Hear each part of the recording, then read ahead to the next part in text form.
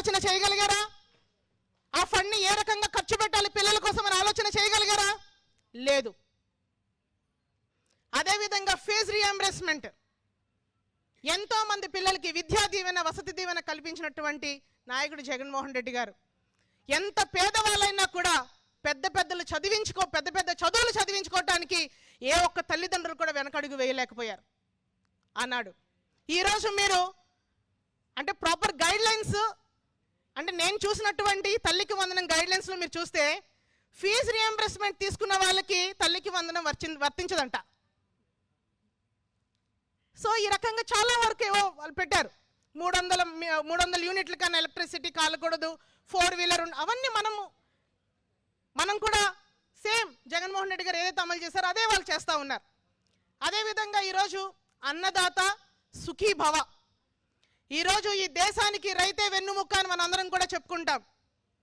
ఆనాడు జగన్మోహన్ రెడ్డి గారు రైతు భరోసా కింద 13,500 రూపాయలు ప్రతి ఒక్క రైతుకి ఇవ్వడం జరిగింది, వైఎస్ఆర్ రైతు భరోసా అండ్ పిఎం కిసాన్ కింద.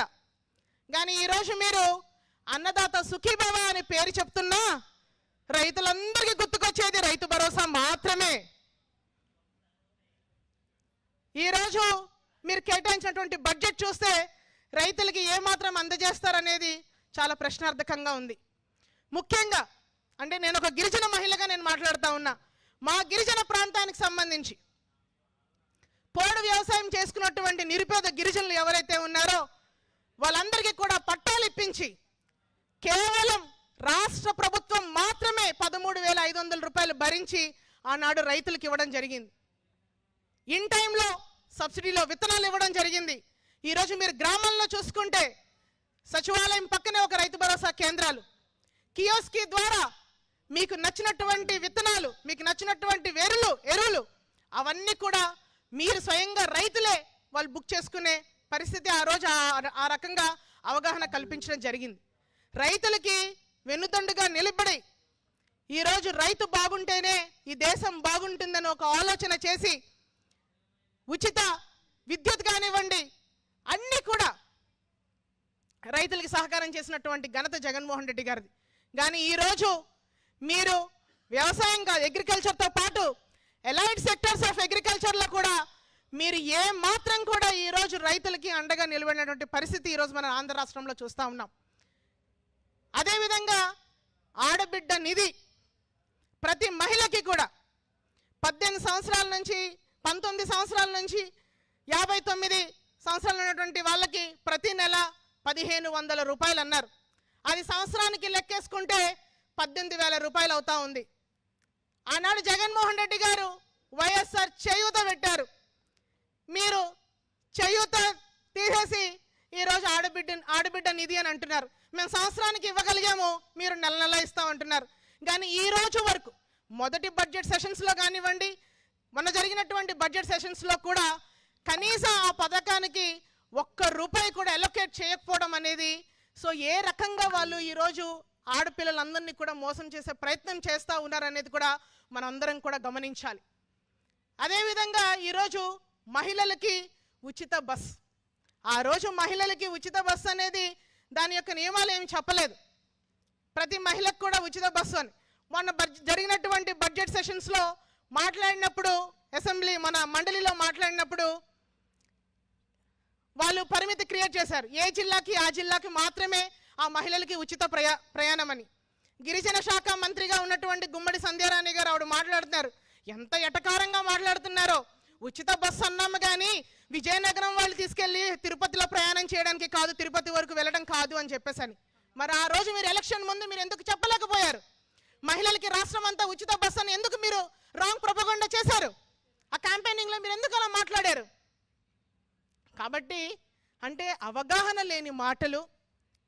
నిజంగా ఒక పథకాన్ని మనం ప్రవేశపెట్టామని అంటే దానికి ఎంత బడ్జెట్ ఉంటుంది, ఆ పథకానికి ఎంతమంది లబ్ధిదారులు వస్తారు, సో ఇప్పుడున్నటువంటి పరిస్థితుల్లో ఈ ఆంధ్ర రాష్ట్రానికి ఇది సాధ్యమా అని కనీసం ఒక ఆలోచన చేయకుండా 40 years రాజకీయంగా నేను చాలా అనుభవజ్ఞుండి, నా అంత తెలియగలిగినటువంటి ముఖ్యమంత్రి ఎవరూ లేరని గొప్పలు చెప్పుకున్నటువంటి చంద్రబాబు నాయుడు గారు మరి ఈరోజు ఇంత అసాధ్యమైనటువంటి పథకాలు, సాధ్యం కాని పథకాలు, జగన్మోహన్ రెడ్డి గారు ఇచ్చిన పథకాలకి 4-5 రెట్లైనా కూడా ఇవ్వలేని పరిస్థితుల్లో మీరు ఎలాగ ఆంధ్ర రాష్ట్ర ప్రజలకి హామీలు ఇవ్వగలిగారు? మీరు ఈ రకంగా ఇంతటి మోసం అనేది నిజంగా ఏ నాయకుడు కూడా ఎప్పుడు కూడా ఆంధ్ర రాష్ట్ర ప్రజలకు చేసి ఉండరు. అదేవిధంగా యువగలం మనందరికీ తెలుసు, జగన్మోహన్ రెడ్డి గారు పాదయాత్రనే కాపీ కొట్టి పాపం విద్యాశాఖ మంత్రిగా ఉన్నటువంటి నారా లోకేష్ గారు కూడా యువగలం అని స్టార్ట్ చేశారు. ఏం గలం ఎత్తడానికి యువగలం చేశారో మనకు అర్థం కాల, ఎక్కడ నడిచారో కూడా అర్థం కాల. కేవలం పేపర్లో మాత్రమే ఇన్ని కిలోమీటర్లు ఇన్ని నడిచావు, ఎక్కడ కనీసం వాళ్ళు ఫేవర్గా ఉన్నటువంటి మీడియా కూడా యువగలాన్ని చూపించలేకపోయింది. అదేవిధంగా ఏదైతే నిరుద్యోగ భృతి 3,000 రూపాయలు అన్నారు, ఈ రాష్ట్రంలో ఉన్నటువంటి నిరుద్యోగులు దాదాపుగా 20 లక్షల మంది పైగా ఉన్నారు.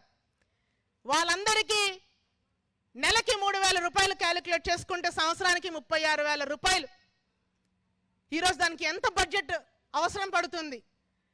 ఈరోజు కనీసం యువగలం కింద ఒక బడ్జెట్ ఏదైతే నిరుద్యోగ భృతికి ఏదైనా బడ్జెట్ అలొకేట్ చేయగలిగారంటే అది కూడా లేదు.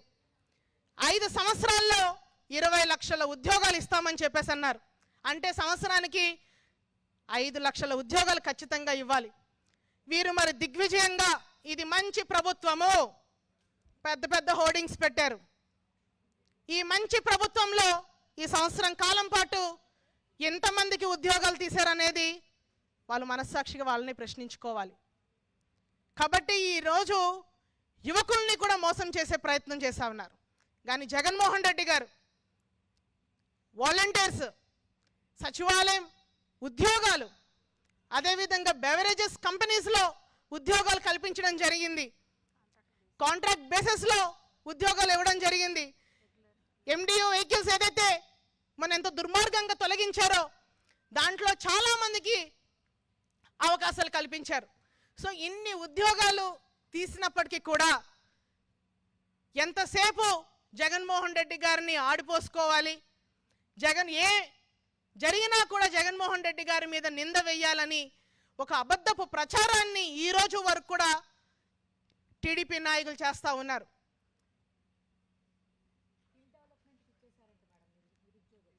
సో నిరుద్యోగ భృతి అనేది స్కిల్ డెవలప్మెంట్లో మరి ఇప్పటికొచ్చి ఎన్ని యాక్టివిటీస్ చేశారు, ఎక్కడ వాళ్ళకి అందరికీ ట్రైనింగ్స్ ఇచ్చారు, ఎంతమందికి వాళ్ళకి ఉద్యోగ అవకాశాలు కల్పించారనేది నిజంగా వాళ్ళందరూ కూడా తేల్చుకోవాల్సిన అవసరం ఉంది. అదేవిధంగా సిలిండర్స్, పాపము మహిళలందరినీ కూడా ఎంతో బ్రహ్మాండంగా మహిళలందరూ కూడా ఫిదా అయిపోయినటువంటి ఒకటి ఏముందంటే పాపం ఇయర్లీ 3 సిలిండర్లు ఇస్తాము అని చెప్పేసి అని మోసం. ఆడవాళ్ళ కళ్ళల్లో కట్టెల పొయ్యి మీద వండితే కన్నీళ్లు చూడలేనటువంటి టీడీపీ నాయకులు బ్రహ్మాండంగా మీకు సంవత్సరానికి 3 సిలిండర్లు ఉచితంగా ఇచ్చేస్తాము, గారెలు బూర్లు వండి పెట్టి మనం క్యారేజ్లు అన్నీ కూడా లోకేష్ గారికి పంపించాలా. ఎంత ఎంత స్టంట్ అంటే చూడండి, పెన్షన్ ఇవ్వడానికి వెళ్ళడము, ఇటు ముఖ్యమంత్రి గారు ఆ ఇంటికి వెళ్ళి టీ కాలుస్తారు, అది కాసేటప్పుడు కనీసం గ్యాస్ సిలిండర్ కూడా స్టవ్ కూడా వెలిగించరు, అలాగే వడగట్టేసి ఇచ్చేసి తాగేస్తూ ఉంటారు. అదేవిధంగా అదే దానిలో ఈ మంత్రులు కూడా అదే ఫాలో అవుతూ ఉన్నారు. అంటే ఏం చేసినా కూడా మొన్న ఎక్కడ నేను కూడా సోషల్ మీడియాలో చూశానండి, ఒక కేంద్ర మంత్రి ఆయన రోడ్డు మీద ప్రయాణం చేస్తూ వెళ్తున్నప్పుడు రోడ్డు పక్కన కీరాలు అమ్ముతూ ఉంటారు. సో వాళ్ళ దగ్గరికి వెళ్ళి ఆయనే స్వయంగా దిగి వాళ్ళు బాగోగులు తెలుసుకొని కీరా కొనుక్కునే పరిస్థితి ఆ రోజు మనం చూసాం. దాన్నే same cut copy and paste same Chandrababu Naidu garu కూడా స్వయంగా ఆయనే రైతు బజార్కి వెళ్ళి ఆయన కూడా కీరాయే కొన్నాడంట. పాపం అక్కడ ఇంక ఏ వెజిటేబుల్ కూడా దొరకలేదు, చాలా వెజిటేబుల్స్ ఉన్నప్పటికీ కూడా ఆయన కూడా కీరాయే కొనాలనిపించిందంట, ఆయన కూడా కీరాయే కొని అది కూడా స్టంట్. సో ఇన్ని రకాలుగా అంటే కనీసం అవతల వాడు మనం చేసే మన స్థాయి ఏంటి, మనం ఏ రకంగా నడుచుకోవాలి అసలు ఒక ముఖ్యమంత్రిగా ఉన్నప్పుడు ఎలాంటి వివక్ష లేకుండా ప్రజల యొక్క ప్రయోజనాలే ముఖ్యంగా మనం పరిపాలన చేయాల్సినటువంటి బాధ్యత గల పొజిషన్లో మన ప్రజలు పెట్టినప్పుడు మనం చెయ్యాలి కదా. అది మానేసి ఈరోజు ఇలాంటి యొక్క యాక్టివిటీస్ అన్నీ చేస్తూ ఉంటే ప్రజలు నవ్వుకుంటారా అనే ఆలోచన కూడా లేకుండా ఈ రకంగా పాలన చేస్తూ ఎంతో హుందాగా ఈరోజు నిజంగా జగన్మోహన్ రెడ్డి గారి ఎంటైర్ టెన్యూర్లో 5 ఇయర్స్లో కరోనా 2 సంవత్సరాలు ఎన్ని ఇబ్బందులు పెట్టినా ఎక్కడ కూడా ఏ ఒక్క పథకాన్ని కూడా ఆపకుండా దిగ్విజయంగా ప్రతి ఒక్క పథకానికి పేదవాడికి చేర్చి దాదాపుగా 2,48,000 కోట్ల రూపాయలు డైరెక్ట్ డీబీటీ ద్వారా ప్రజల అకౌంట్లో వేస్తే దాన్ని ఎటకారం చేయడం. మరి ఈరోజు మీరేం చేస్తూ ఉన్నారు?